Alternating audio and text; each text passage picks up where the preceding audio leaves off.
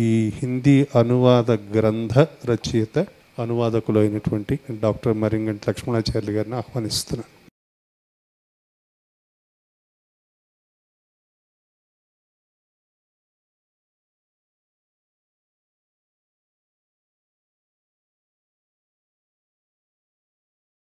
जयन्ति ते सुकृतिनो रससिद्धाः कवीश्वराः नास्ति तेषां यशः काये जरामरणजं भयं.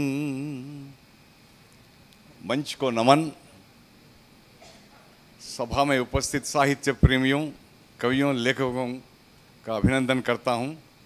सबसे पहले मैं डॉक्टर निहारिणी जी की प्रशंसा करूंगा, इसलिए नहीं कि उन्होंने मुझे भाई कहा है, अपने परिवार में उन्होंने मुझे एक सदस्य बना दिया है, लेकिन इसलिए कि उन्होंने मुझे इस ग्रंथ को भारत में अधिक लोगों से बोली और समझी जाने वाली भाषा में अनुवाद करने के लिए योग्य समझा और मुझे अनुवाद करने का सुअवसर दिया है. और इसमें डॉक्टर नित्यानंद राव जी का भी, उनका भी श्रेय है. उन्होंने मुझे परिचय किया था. मुझे याद है श्री कृष्ण देवरायंद्र सभा में कार्यक्रम के अवसर पर हमने मुलाकात की थी, तो मैडम ने क्या किया, मुझे वहाँ इनके द्वारा मुझे ये काम दिया था.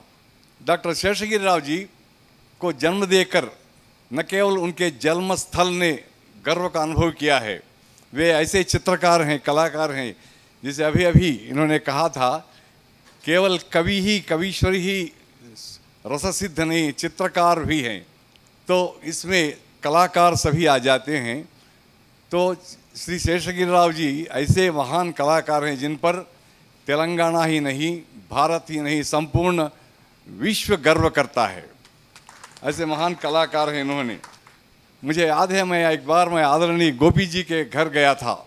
मेरी पुस्तक के लिए उन्होंने 2 शब्द लिखे थे, तो उन्होंने मुझे एक अच्छा सवाल किया था. उनमें जिज्ञासा है.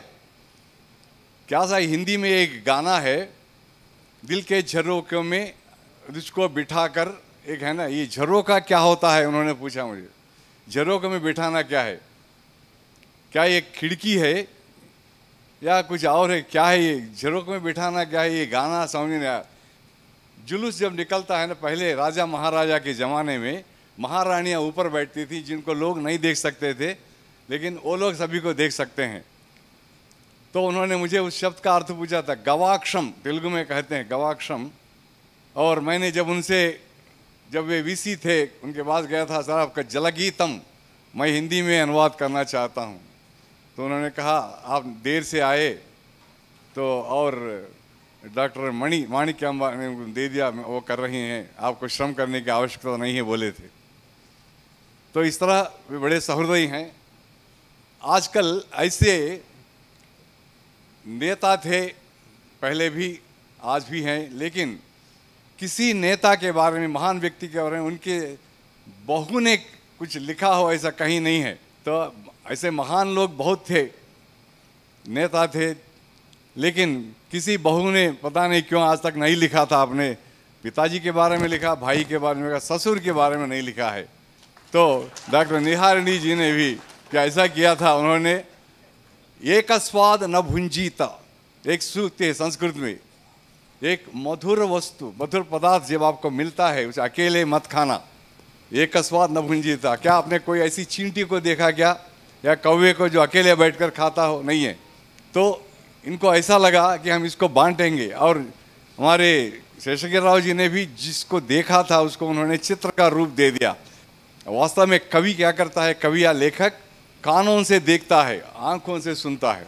तो इसलिए जो दृश्य सभी को साधारण दृश्य लगता है, तो कवि को, लेखक को एक ऐसा लगता है कि उसमें वो कुछ और देखता है. तो शेषगिरी राव जी ने डेड काऊ लिखा है. डेड काऊ एक चित्र बनाया, तो कितने लोग देखे होंगे, लेकिन देखे नहीं.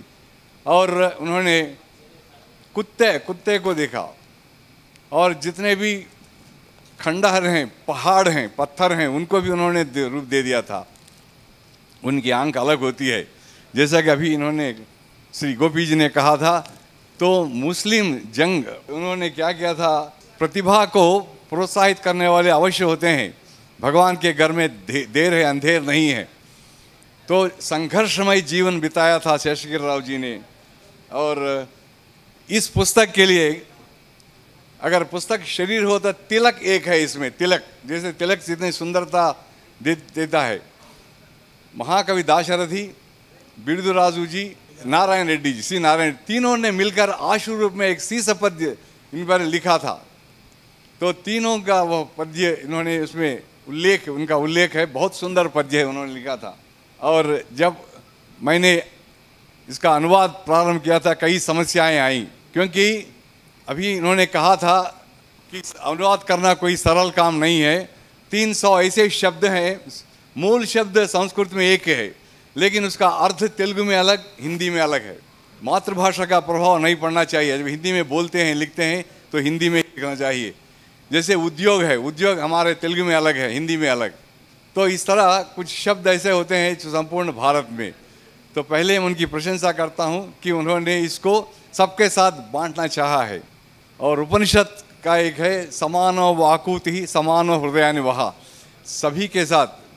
तो हम सबका एक ही लक्ष्य है कि हम आनंद प्राप्त करें।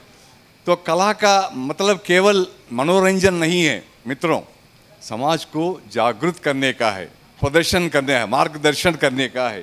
तो महान कलाकार क्या करते हैं, अपने लिए लिखते हैं और समाज को उसमें चेतना लाने के लिए करते हैं।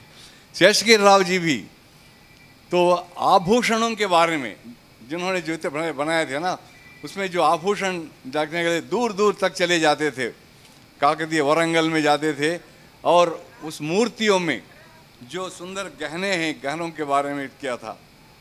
और इस पुस्तक के आमुख में, प्रीफेस में इतने महान कलाकारों ने लिखा था। वैसे याचको याचक शत्रु, लेकिन ऐसे नहीं है। तो सभी कलाकारों ने इनकी प्रशंसा की थी। एक बार एयरपोर्ट में बहुत गड़बड़ हुआ, इनका एक चित्र गायब हो गया था। और एक बार क्या हुआ था, गोदा दे एक चित्र किसी ने फाड़ दिया था। ऐसे भी लोग रहते हैं ना। तो फिर भी इन्होंने बहुत संघर्ष किया और दूर दूर तक गए थे। और यहाँ तक कि केवल कला साहित्य नहीं, देश की भी सेवा की थी। रजाकार की बात कह रहे थे तो उन्होंने उसमें भाग भी लिया था। और ये हमारा भाग्य है कि रजाकार मूवमेंट में कुछ नहीं हुआ उनको, क्योंकि ईश्वर चाहते हैं कि इनसे कुछ और लाभ हो साहित्य जगत के लिए। और इसके अंत में और घटनाक्रम में भी जिसमें जो भी चित्र थे मैंने उसको देखा है। मैं आपसे चाहता हूं कि आप सभी अपने घर में, अपने बच्चों में जिसमें जो प्रतिभा हो उसको प्रोत्साहित करें। और ये पुस्तक खरीद कर, तेलुगु और हिंदी इन्होंने जो पुस्तक छपवाई है उसको पढ़ें और प्रेरित करें। आपके घर में भी बच्चे, छोटे बच्चे रहते हैं, उनमें जो चित्रकला होती है उसको आप प्रोत्साहित करें, यू एंकरेज देम। तो शेषगिरी राव जी ने सांप्रदायिक शैली को भी बढ़ाया और अत्याधुनिक शैली को ही, जापान और चाइना को भी। और एक महिला आई थी इनके घर बहुत दूर से और बहुत कष्ट उठाकर वो आई थी। शेषगिरी राव जी थे और मैडम भी थी उनके साथ। तो वो आई थी, इनके साथ बैठकर बहुत कुछ सुना, बहुत कुछ सुनाया और अनुभव किया। और शेषगिरी राव जी स्वयं उसके साथ कहीं गए थे उनको दिखाने के लिए। ये सब मैं इसलिए कह रहा हूँ कि वे रंग और आध्यात्मिक पृष्ठभूमि भी है। वे केवल चित्र बनाते नहीं थे, घर में भी वे कमलामा जी उनके धर्मपत्नी की सहायता करते थे। अचार लगाने में भी उनको बड़ी रुचि थी, स्वयं आकर बैठते थे और इन बच्चों, इनको और इनके बच्चों को उसको प्रोत्साहित करते थे। तो केवल चित्र बनाना ही नहीं है, वे सामाजिक कार्यक्रमों में भाग लेते थे। तो इस तरह जब मैं लिखता रहा, मैं भी उसमें रम गया और मुझे भी बड़ा आनंद हुआ। एक चुनौती मैंने मानी है जी, एक चैलेंज तो किया था मैंने। नाहं करता हरि करता भगवान ने करवाया था। बहुत सुंदर है। उगने वाला सूरज किरणें दे इनको, खिलने वाला सुमन खुशबू दे उनको। हम तो कुछ देने को नहीं काबिल, देने वाला उनको हज़ारों खुशियाँ दें, क्योंकि इनके परिवार को चाहता हूँ। और वे ऐसे भी हैं, सोच को बदलिए, सितारे बदल जाएंगे, नज़रिया बदलिए, नज़ारे बदल जाएंगे। बदलने की नहीं ज़रूरत कश्ती की, स्मॉल बोट, रुख को बदलिए, किनारे बदल जाएंगे। बहुत लोग कहते हैं ये नहीं हो सकता, I cannot do it, very difficult. लेकिन जब आप मन से चाहते हैं तो आप कुछ भी कर सकते हैं। सोचने का ढंग, जो चित्र हम नहीं बना सकते तो चित्रकार बनाते हैं। और इस जयंती के अवसर पर मैं चाहता हूं कि इनके कार्यक्रम और आगे बढ़ें, और अनेक पुस्तकें हैं और मैडम भी कई कार्यक्रम कर रही हैं, तो मैं उनका अभिनंदन करता हूं। उनकी सफलता के पीछे श्री वेणुगोपाल जी क्या हैं, जिन्होंने मुझे अपना उनका सदस्य माना है और कई प्रकार के कार्यक्रम कर रहे हैं, प्रोत्साहित कर रहे हैं। समाज को क्या देना है यही सोचते रहते हैं, तो बहुत बड़ी बात है। और मैं भी एक चित्रकार हूँ, मैं चित्र बनाता था, इसलिए मैं चित्रकार को चित्रकार ही पहचानता है। सरस सुंदर रेखा चित्र बनाने वाले, प्रणाम तुम्हारी तूलिका को।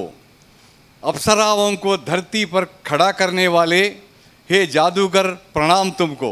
विमल वेदांत विधियों में विचरण करने वाले, हे ब्रह्मज्ञ प्रणाम तुमको। दिव्य संगीत सुधा जलधि में डुबकियां लगाने वाले, हे आर्य प्रणाम तुमको। भाग्यनगर की कलात्मक दिव्य भावना वन में स्थित, भाग्यनगर की कलात्मक दिव्य भावना वन में स्थित, पुष्पों के मधु को चख कर, पुष्पों के मधु को चख कर मस्त होने वाले कला प्रेमियों के प्रति विनीत शेषगिरि राव जी, तुम्हें प्रणाम, तुम्हें प्रणाम।